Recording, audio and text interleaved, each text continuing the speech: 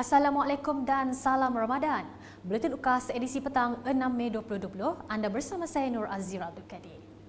Berita utama, dalam mendepani cabaran pasca pandemik COVID-19, Kerajaan Sarawak telah mengumumkan penubuhan Majlis Tindakan Ekonomi Negeri untuk mempermudahkan strategi pemulihan ekonomi pasca COVID-19 sehingga tahun 2030 dengan penekanan kepada ekonomi digital dan kelestarian alam sekitar.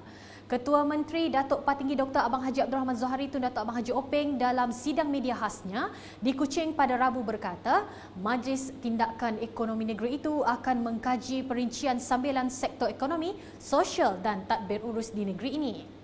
Jelas beliau, strategi pembangunan di bawah rancangan Malaysia ke-12 telah dikaji semula oleh kerajaan negeri bagi memulihkan kesan ekonomi yang teruk akibat COVID-19 agar kekal berdaya tahan. To enhance our economic productivity and competitiveness, we will intensify our digital economy agenda across all sectors of Sarawak economy. Hence, data center plays a pivotal role in driving innovation in the digital application sphere.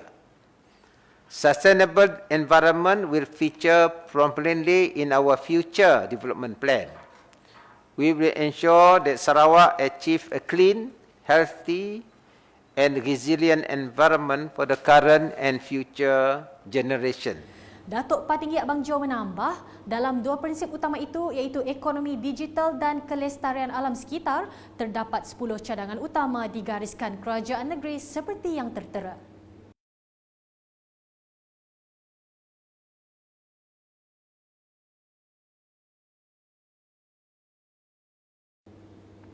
Laporan seterusnya mengenai perkembangan terkini COVID-19 di Sarawak.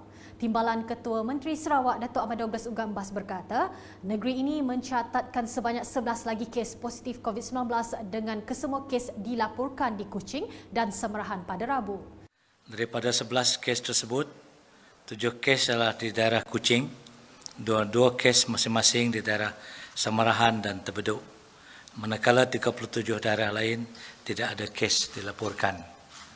Dan dari 11 kes tersebut, saya telah diberitahu 8 dari mereka adalah dari kluster SGH. Dalam sidang media harian COVID-19, Datuk Ahmad Douglas menambah sebanyak 26 kes telah sembuh dan discharge dari hospital. Dari 26 kes tersebut, 25 kes adalah Hospital Umum Sarawak, 1 kes dari Hospital Bentulu. Dari jumlah keseluruhannya, peratusan pesakit COVID Sarawak yang telah sembuh dan discharge dari hospital adalah 62.31%. Dalam sidang media sama, beliau memberitahu Jawatan Kuasa Pengurusan Bencana Negeri Sarawak JPBNS telah mengenal pasti senarai projek di negeri ini untuk beroperasi semasa tempoh Perintah Kawalan Pergerakan Bersyarat PKPB. Jelasnya setakat ini, terdapat 526 projek berjumlah 22.1 bilion ringgit di bawah sumber peruntukan kerajaan negeri, kerajaan persekutuan, projek rakyat dan alternatif fund terletak di kawasan zon hijau. Dari itu jumlah ini, 42 projek dengan kos siling sebanyak 16.6 bilion telah dikenal pasti dan untuk dilaksanakan di bawah kementerian agensi berkenaan mulai dari 10 hari bulan ini. Kementerian-kementerian dan agensi-agensi berkaitan adalah Kementerian Utility, Jabatan Bekalan Air Luar Bandar Sarawak Energi Berhad, Kementerian Kerajaan Tempatan dan Perumahan, Jabatan Kerja Raya, Jabatan Pengairan dan Saliran dan juga Regional Corridor. Sementara itu, beliau memberitahu terdapat 420 projek program transformasi luar bandar RTP berjumlah 167.2 juta ringgit terletak di kawasan zon hijau. Daripada jumlah ini, 59 projek dengan kos siling sebanyak ringgit Malaysia 22.8 juta telah dikenal pasti dan untuk dilaksanakan di bawah kementerian dan agensi berkenaan. Ini juga dilaksanakan pada 10 hari bulan ini. Kementerian agensi tersebut adalah Jabatan Bekalan Air Luar Bandar, Kementerian Kerjaan Tempatan dan Perumahan, Jabatan Kerja Raya, Jabatan Pengairan dan Saliran, Lembaga Penyatuan dan Lindungan Tanah dan Sarawak Energy. Sementara itu, dalam sidang media sama, Pengarah Jabatan Kesihatan Negeri Sarawak Dr. Chin Zin Hing memberitahu Sarawak turut merekodkan sebanyak 8 kes positif COVID-19 yang melibatkan kaki tangan perubatan.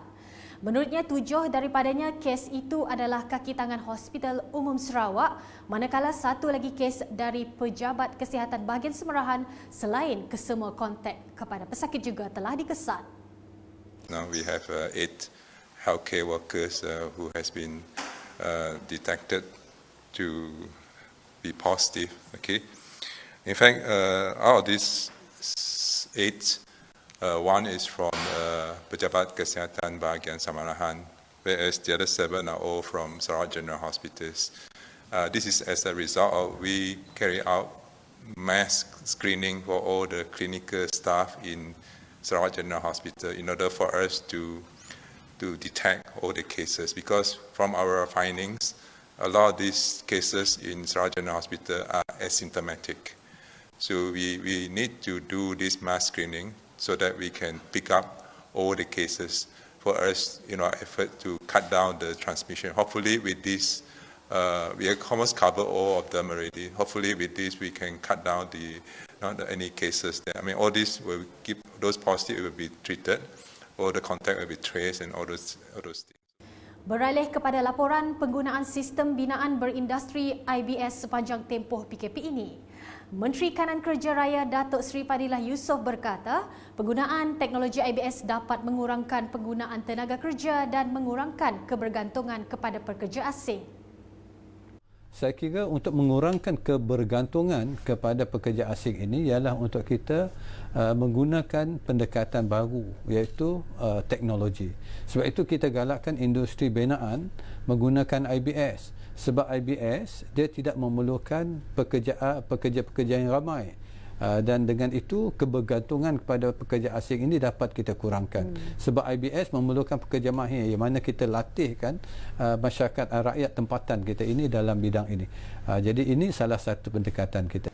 Dalam program Ruang Bicara Bersama Bernama TV di Kuala Lumpur pada Selasa, Datuk Seri Fadilah turut menambah aplikasi MySejahtera dan MyTrace yang merupakan pendekatan baru dalam menangani penularan wabak COVID-19 juga boleh digunakan untuk mengawal jumlah tenaga pekerja di tapak pembinaan dan memantau pekerja asing secara berkesan dalam sektor pembinaan.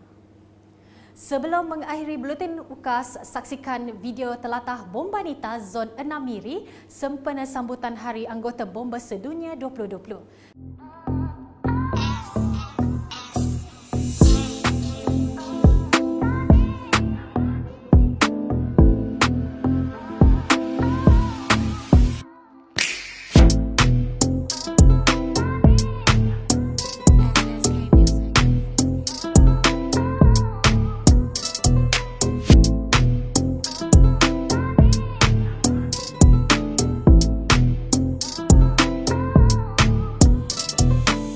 Sekian bersama saya Nur Azira Abdul Kadir dan kru penerbitan. Selamat menjalani ibadah puasa dan sentiasa patuhi arahan PKP. Dapatkan berita terkini Sarawak setiap hari dengan melayari ukas.sarawak.gov.my atau di Facebook, Instagram, Twitter dan saluran YouTube Buletin UKAS. Salam UKAS.